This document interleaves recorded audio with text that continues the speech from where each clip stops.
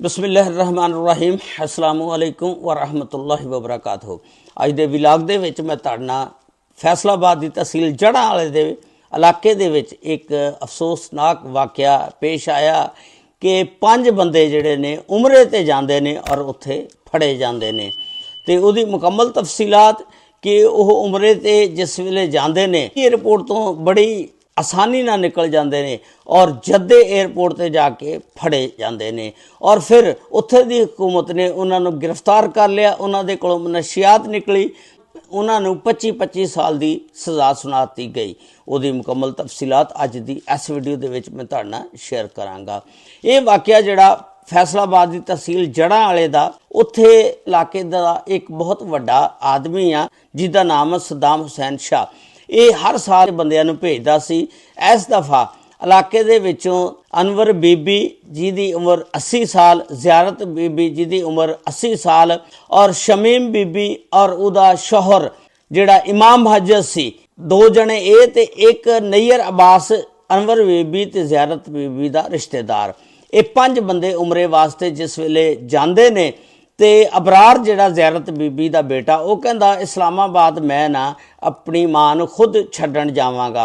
जिहड़ा सद्दाम हुसैन शाह वो कहंदा कि सारा खर्चा टोटल मैं करदा, इस्लामाबाद तक भी इन्हों मैं पहुँचावांगा। वो हर साल दसदे ने कि बंदियां नूं भेजदा सी, लेकिन इस दफ़ा पता नहीं की वजह बनी कि बंदे जिहड़े उत्थे पकड़े गए।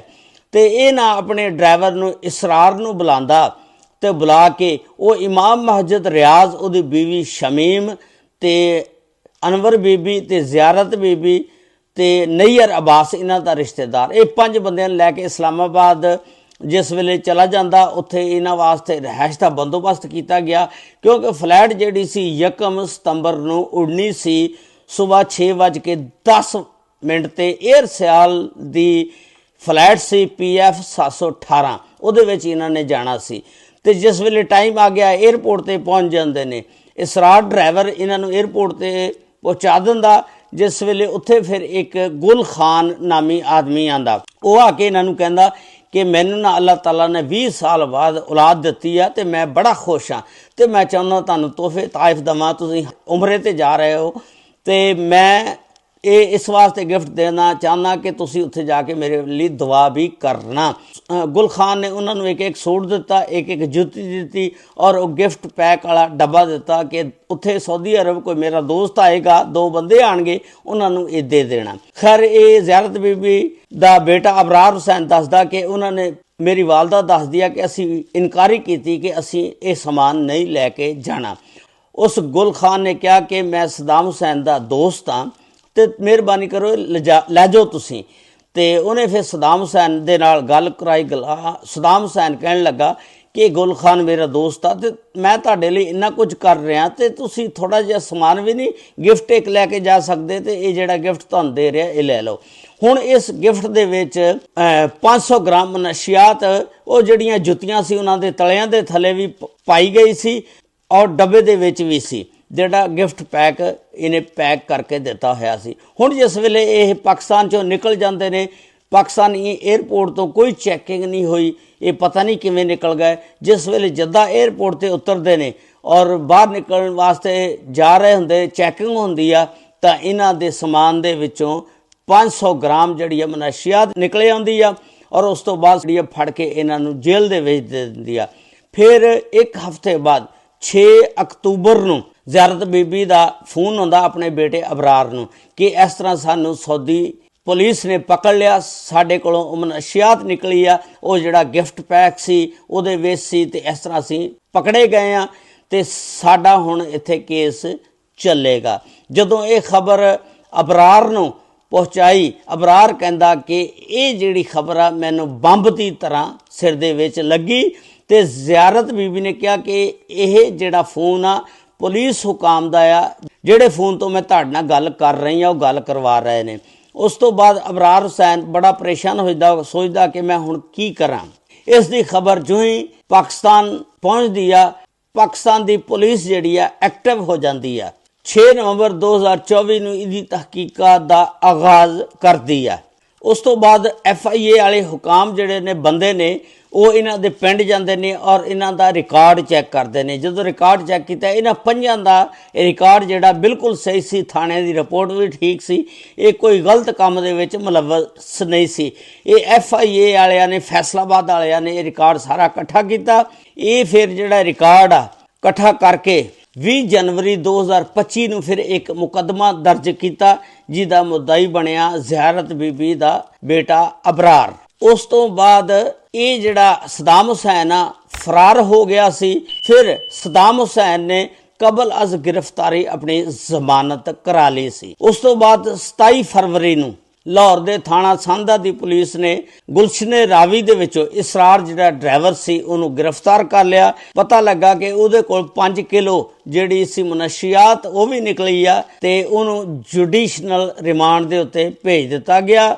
ਜਿਹੜਾ ਸਦਾਮ ਹੁਸੈਨ ਸੀ ਇਹਨੇ ਕਬਲ ਅਜ਼ ਗ੍ਰਿਫਤਾਰੀ ਜ਼ਮਾਨਤ ਕਰਵਾ ਲਈ ਸੀ। ਫਿਰ 5 ਮਾਰਚ ਨੂੰ ਸ਼ਾਮਲੇ ਤਫਤੀਸ਼ ਹੋਇਆ ਤੇ ਫਿਰ ਇਹ ਕੇਸ ਚੱਲਦਾ ਰਿਹਾ। ਫਿਰ 18 ਅਗਸਤ 2025 ਨੂੰ ਸਦਾਮ ਹੁਸੈਨ ਦੀ ਜਿਹੜੀ ਜ਼ਮਾਨਤ ਸੀ ਉਹ ਖਾਰਜ ਹੋ ਗਈ ਤੇ ਪੁਲਿਸ ਨੇ ਉਹਨੂੰ ਪਕੜ ਲਿਆ।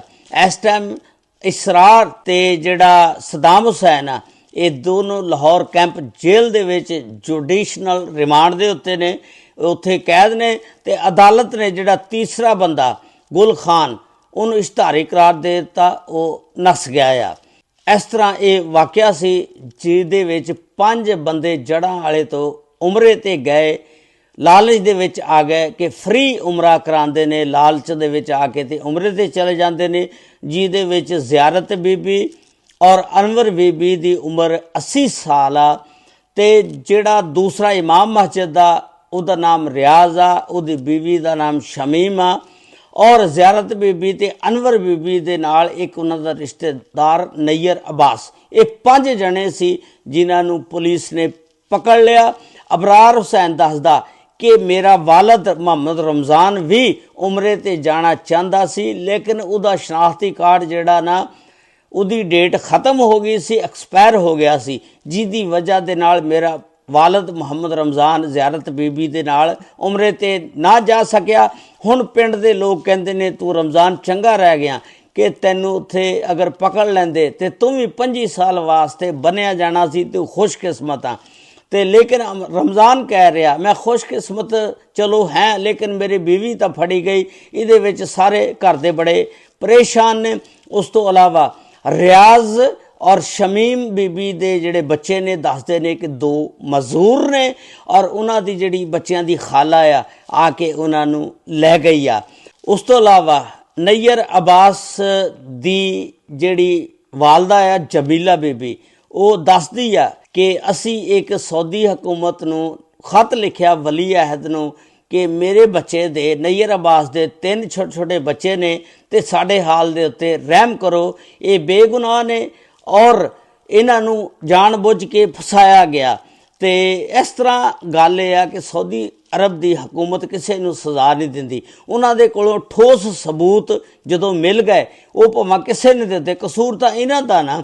ਇਸ ਤਰ੍ਹਾਂ ਤੁਸੀਂ ਜਦੋਂ ਵੀ ਜਾਵੋ ਕਿਸੇ ਦਾ ਸਮਾਨ ਨਾ ਲੈ ਕੇ ਜਾਵੋ, ਅਗਰ ਜਾਣਾ ਤਾਂ ਉਹਦੀ ਚੈਕਿੰਗ ਕਰੋ, ਲੈ ਕੇ ਜਾਣਾ ਅਗਰ ਸਮਾਨ ਤਾਂ ਉਹਦੀ ਚੰਗੀ ਤਰ੍ਹਾਂ ਤਸੱਲੀ ਕਰੋ, ਚੈਕਿੰਗ ਕਰੋ, ਵਰਨਾ ਤੁਸੀਂ ਫੜੇ ਜਾਓਗੇ ਜਿਸ ਤਰ੍ਹਾਂ ਇਹ ਫੜੇ ਗਏ ਨੇ।